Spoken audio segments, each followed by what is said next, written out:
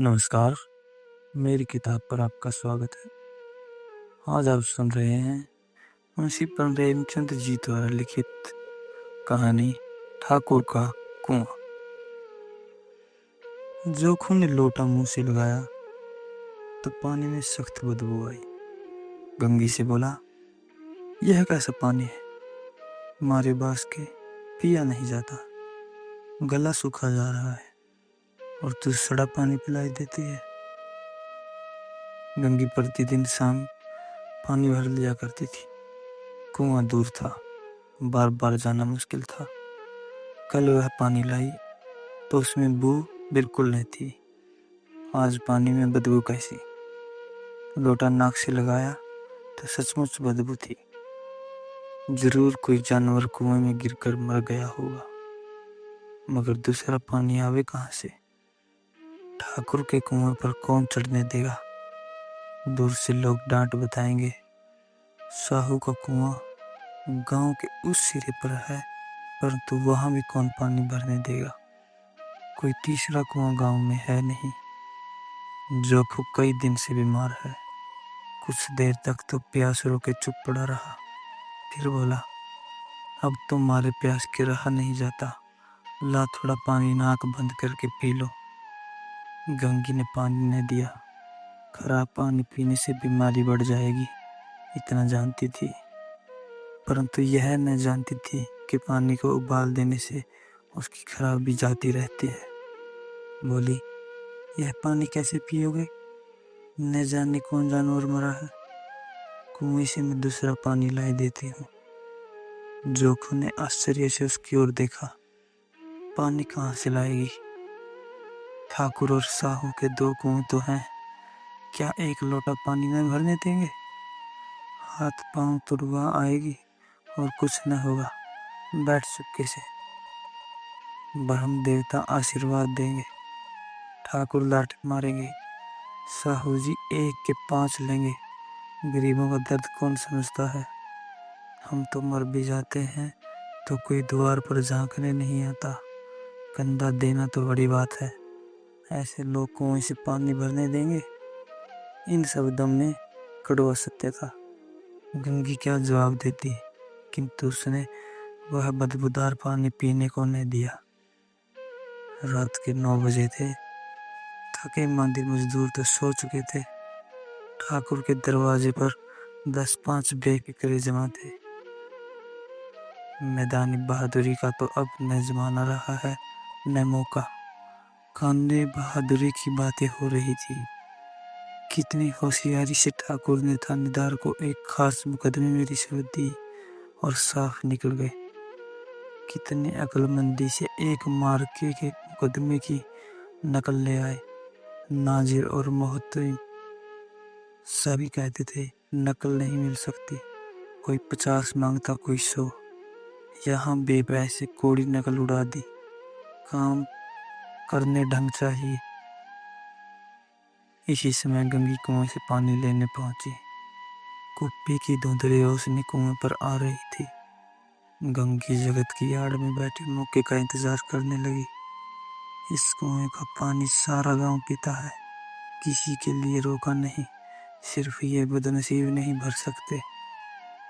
गंगी का विद्रोही दिल रिवाजी पाबंदियों और मजबूरियों पर चोटें करने लगा।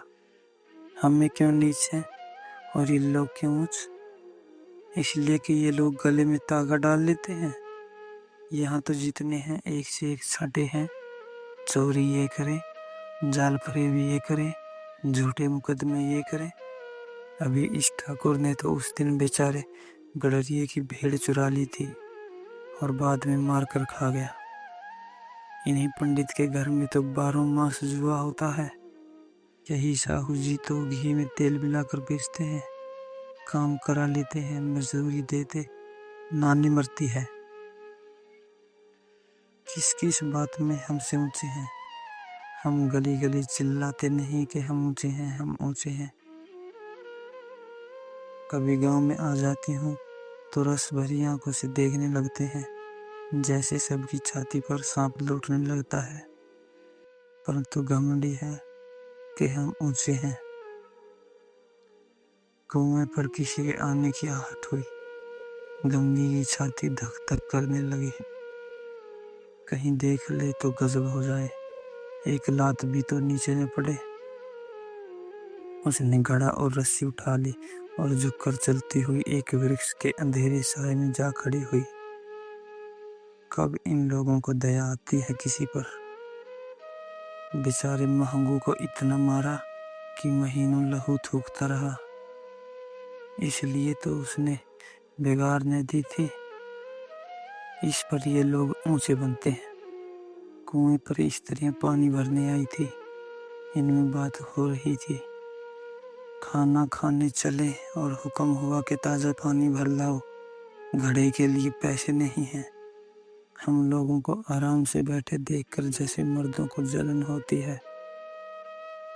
हाँ, यह तो न हुआ कि कलसिया उठाकर भर लाते, बस हुक्म चला दिया कि ताज़ा पानी लाओ, जैसे हम लोंडियां ही तो हैं।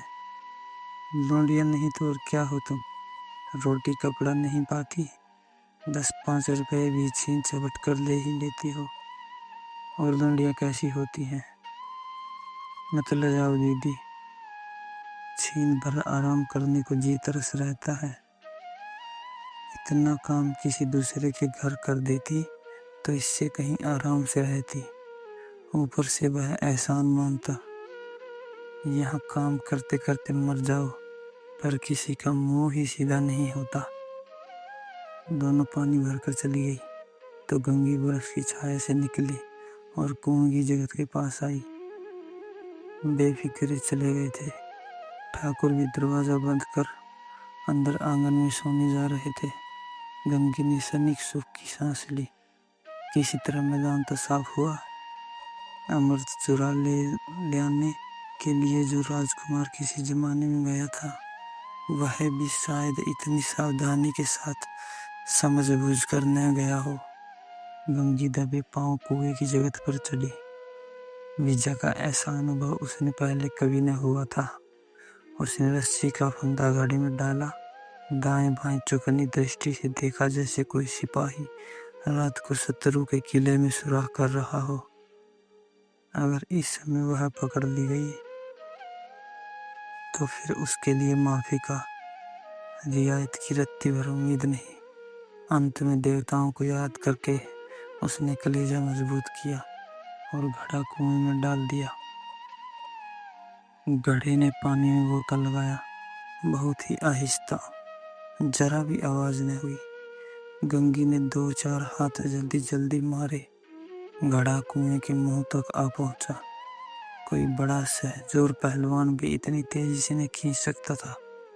गंगी झुकी के घड़े को पकड़कर जगत पर रखे कि एकाएक ठाकुर साहब का दरवाजा खुल गया।